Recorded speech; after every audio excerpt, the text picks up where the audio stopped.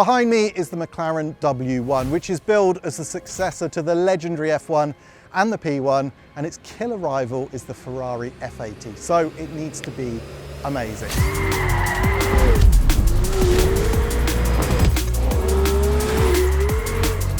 Luckily, it has all the tools. 1,258 brake horsepower, driven through the rear wheels only. Active Aero that delivers up to 1,000 kilos of downforce. And enough mechanical and electronic sophistication to make your head spin. Coming up, we'll attempt to plot a path to W1 enlightenment by exploring all of its incredible engineering details, take you through the Gullwing doors to the mega interior, drag race it against a second 1,200 horsepower plus hypercar to see how fast it really is, sacrifice many tyres flat out on circuit, and then head to the road to see if this extreme hypercar can cut it away from the racetrack. I guess we need to decide which of these three W1s to drive, don't we? I'm going to eliminate orange. I love it, but McLaren have done it to death. So that leaves grey and purple. Grey's appealing because it annoys camera people, which is always one of my favourite hobbies, but purple looks so good, doesn't it? Drag race? 3,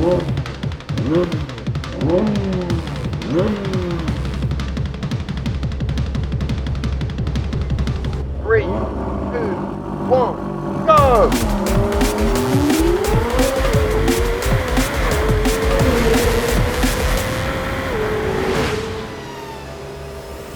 So this is it, the long-awaited P1 successor and the car to resume battle with Ferrari and I guess the likes of Gordon Murray Automotive, Pagani and Koenigsegg too for the title of Ultimate Hypercar. Just 399 will be made, starting at £2 million. That's about £1 million less than the Ferrari F80, but on paper, in so many ways, the W1 has the F80 covered. Let's start with power, shall we? The F80 has 1,183 brake horsepower from a 2.9 litre V6 twin turbocharged engine plus 3 electric motors, 2 of which power the front axle. The W1 is more and less, which is pretty cool. So we have a brand new flat plane crank twin turbocharged 4 litre V8 that makes 916 horsepower all on its own.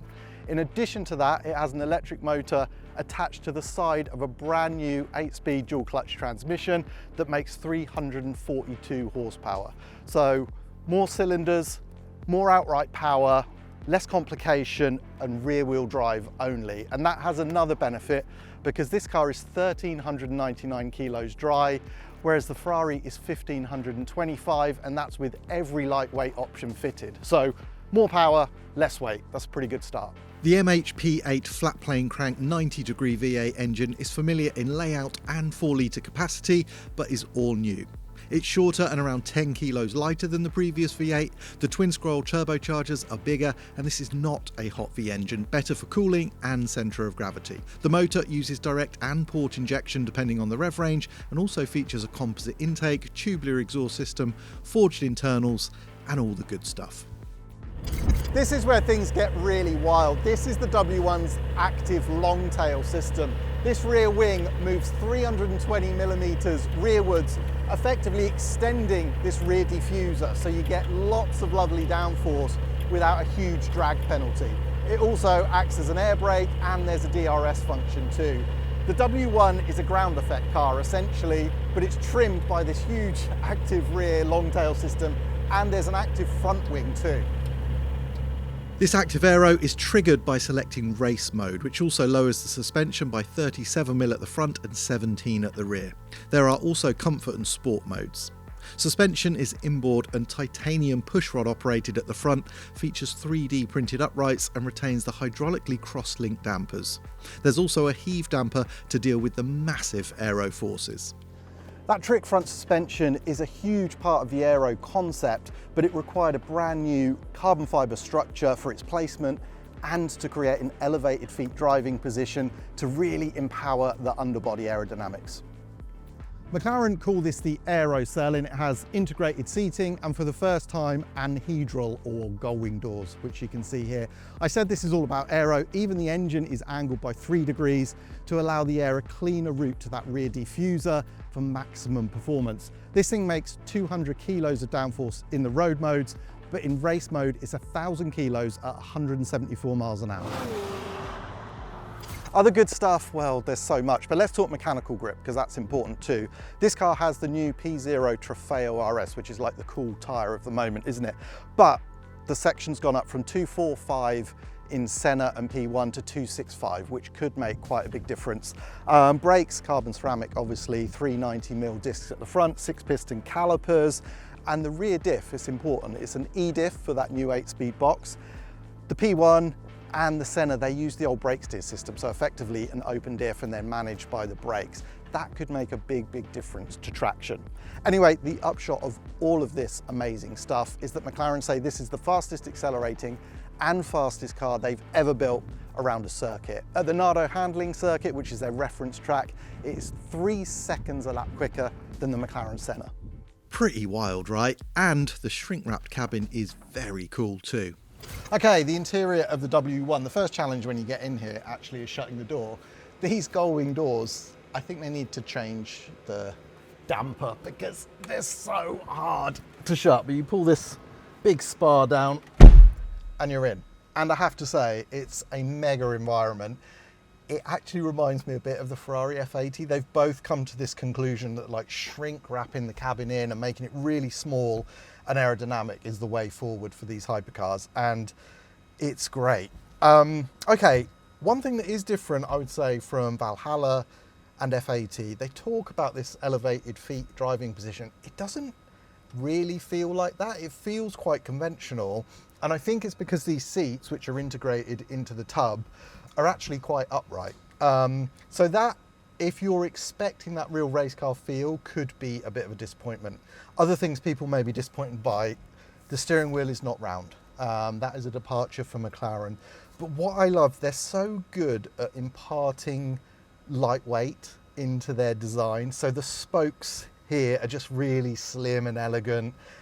The steering wheel rim itself, yes, it's now got a flat top and a flat bottom, but it's really thin, feels perfect. Paddles, same as before on the rocker system. Like other McLarens, mode changes are up here. So we've got the handling side up here, there's comfort and sport modes, and then comfort and sport here. For race mode, it's different. So just like the Senna, there's a lot of controls on the roof. So we have the start button here, but we also have race mode. So get it started, hit race mode for about 2 or 3 seconds, and you get a little display on the dash to tell you race mode's only for racetracks. You hit it again and the car lowers, the rear spoiler extends, and you've got the W1 in its ultimate guise, if you like. Interestingly, this will disappoint owners, I think, it's GPS tracked. So if you select race mode, you can do that on the street, but it won't select a gear. So you cannot drive around in your race mode. Now, something that is new, there's not just race mode, there's race and race plus. So back up here on the handling thing, once you're in race mode, you can click up to race plus. Race plus is effectively for Grand Prix tracks, and race is for slightly bumpier tracks and the Nürburgring, etc. Now, I find that the car is extremely stiff even in race mode, so it's quite interesting that they've gone one further, but that is a change. I've got the ESC button up on this mode change as well. If I hit it once, I go into VDC dynamic mode, and then I can go into the variable drift control and select the angle that I want the car to be able to go to. If I put it once to dynamic and then hold it again, it will turn off the ESC completely, so you're flying on your own if you like, but you can still use the variable drift control, interestingly enough. Other stuff, there is no luggage space in the car front or rear, so instead you pop the headrest down, and behind here there's enough room for almost nothing, but there is some practicality built in. Anything else I need to tell you? Oh, these cup holders are cool. So it's got the key, which slots into this nice little carbon fibre part of a cup holder, but when I click it, it emerges that there's another cup holder for actual drinks as well, which is pretty cool. I just think the view out, the environment is fantastic. Electronic rear view mirror, but it just feels small, focused, light, and it isn't Pagani style beautiful, it's just functional but feels high quality. So when you've got 1250 horsepower plus, you just want to be in a place where you can focus, and this definitely grants you that. Oh, I should mention Aero button. So you can have the Aero in auto for the DRS mode, or you can have it in manual, and then when you touch it, as long as the steering wheel's straight, it will deploy the DRS, and there's also a boost button. I should say of the modes as well, sorry, I'm doing this slightly back to front, but there's so much to take in when you're in a car like this. The 1275 PS, 1253 horsepower is when you're in sport mode on the road. So it just gives you everything all the time because it knows you can't constantly be asking for the full hit of what the battery can give you. And then as you click up, you get slightly less power. So in race mode, there's two modes. You're in race, but there's also GP mode or sprint mode. Sprint mode gives you maximum power for 1 lap. GP mode is deployment for a stint, 20-minute stint or something. So you might only have 1100 horsepower. Because the seats are integrated into the tub, there's no adjustment at all. So if you don't like it, it's sort of tough, but there's a lot of adjustment in the steering column, moves every which way and really comes in close if you need it, but also the footwell. So it's a little lever down here, which I pull, and then you just slide the footwell to whatever position you are most comfortable with. You will find your position, no problem. So much adjustment. Okay, well this has been a long time in the making, hasn't it? W1. And it comes into a world of, a post-Valkyrie world, I guess, of F80, all the crazy sort of bespoke artisan supercar makers like Koenigsegg, Valhalla. What a time to be a very, very rich person, eh? So, we're going to dive straight in to the proper modes. So we're in race mode. As I said earlier, this is the first time it goes beyond race mode. There is a race plus mode too, which can make the car even stiffer. So race is good for the Nürburgring, they say, and race plus is more of your Grand Prix track. We're in race at the moment. It feels stiff. First impressions, the steering weight is very different to other McLarens. For the first time, there's two maps for the power steering, if you like. It's still hydraulic steering, but on the road it's lighter, more of that lightweight feel that we're used to from McLarens. But in track mode it really weights up, and they said they felt they needed to do that. There's so much grip and it just gives you something to lean up against. So you notice that immediately. You notice the power too.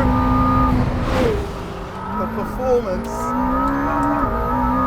is pretty wild.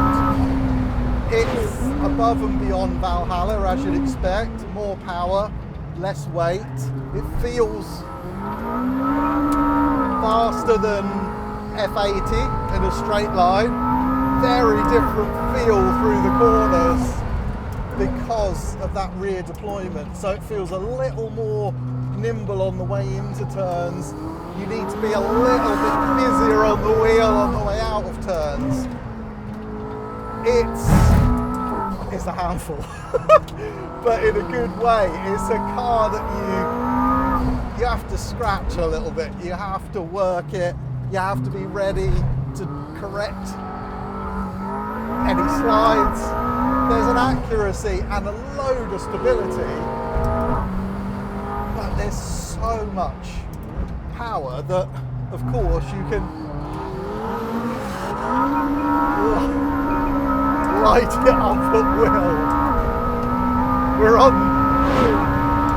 I'm on the Trofeo RS tyres. Now they tell me that's 280 kilometers down the straight. They tell me that the car feels a bit snappy if you try and just drift it on these tyres, or snappier.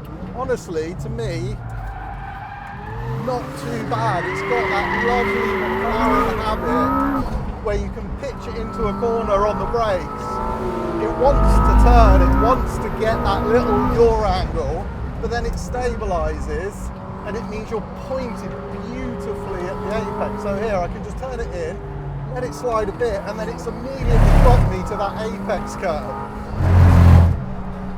It's hellishly hot today, so We are stressing the car, but it's easy to get up. Wow, this thing is wild. Just how fast is this thing? Well, McLaren claim 0 to 60 in 2.7 and the top speed is limited to 217 miles an hour. On our drag race earlier, we recorded 0 to 150 in 8.4 seconds, despite huge temperatures and just a single attempt. In other words, it's obscene and launches so hard despite that rear drive configuration.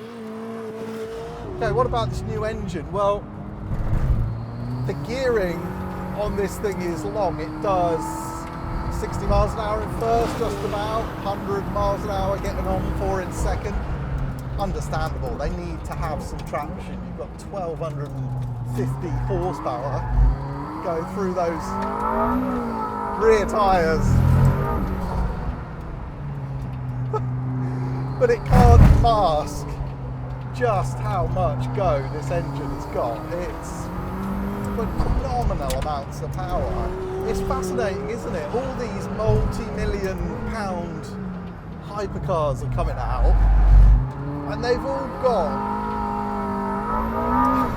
their own distinct personality and each one seems to fit the brand pretty well. This is sort of what you want from a McLaren. It feels sophisticated but also light and just like a proper little driver's car that wants to be bossed.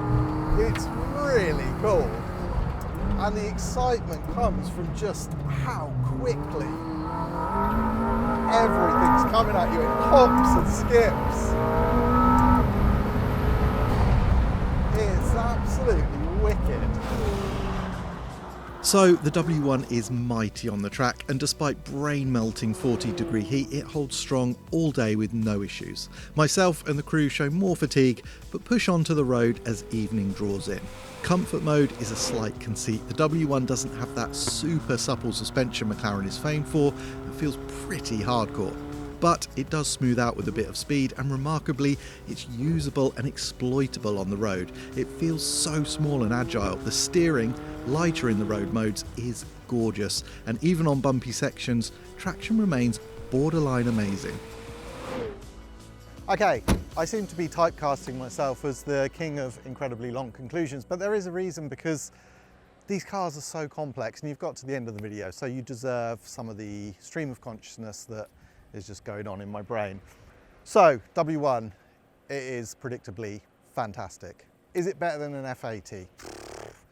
What a question. All of these hypercars are fantastic, aren't they? And ranking them without driving them back to back is so, so difficult. For me, the Valkyrie on the right road at the right moment is still untouchable. That road needs to be near your house because it's got a V12 and a thimble for a fuel tank. It will make you deaf. They don't work all the time, but oh my God, when they're good, they're so, so good. F80 and W1 are different. They work, they feel usable, and actually both feel fantastic on the road. For me, the W1 beats the Ferrari on the track. It is, you're just more into it. It's more intense, more exciting. You're scratching your way around the track. It moves around more. It's just a more intense experience. On the road, it's more complex because the F80, it comes alive. It sounds like a Le Mans hypercar. The gearbox is so good. It's such an intense car. This thing feels like the next generation McLaren. And what I mean by that, it's familiar, but everything's ramped up. The F80 feels like a new experience. So on the road, I think I would tip it towards the Ferrari, but they're just fantastically, ridiculously absurd cars. There's a helicopter now to take me home, which is pretty cool because it's been a very long day.